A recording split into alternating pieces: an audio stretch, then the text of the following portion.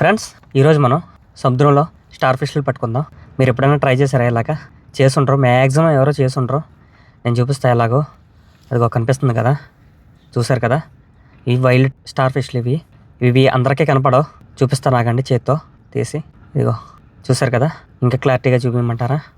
వీటిని అయితే మనం చేత్తో పట్టుకోవచ్చు, ఎటువంటి ప్రమాదం ఉండదు.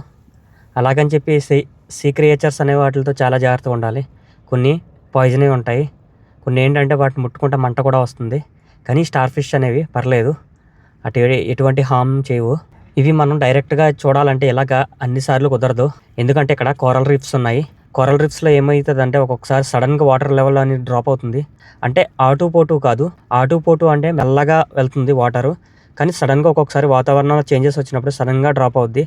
అలాగా డ్రాప్ అయినప్పుడు ఇవి స్టార్ ఫిష్ అనేవి సొంతంగా ఈదలేవు, వాటర్తో పాటు ఫ్లోలో కొట్టుకెళ్ళిపోతుంటాయి. ఇవి స్టిక్ అయి ఉంటాయి, రాయల్కి లేదా కోరల్ రీఫ్స్కి స్టిక్ అయి ఉంటాయి. అదే సడన్గా వాటర్ డ్రాప్ అయిందంటే ఇవి లోపలికి వెళ్ళలేక అక్కడే అంటికిపోయి లేదంటే అలా చిక్కిపోయి ఉండిపోతాయి. ఫ్రెండ్స్, ఇలాంటి రేర్ వీడియోలు మీరు ఇంతకుముందు ఏ తెలుగు ఛానల్లో కూడా చూసుంటారు. మీకోసం ఎంతో కష్టపడి లోపలికంటే నడుచుకుంటూ వెళ్ళాను వాటర్లోని. అందుకే నా కష్టానికి ఒక లైక్ చేయండి, అలాగే ఎలా ఉందో కామెంట్ చేయండి.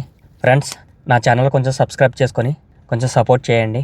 ఈ వీడియో మీ ఫ్రెండ్స్తో కూడా షేర్ చేసుకోండి.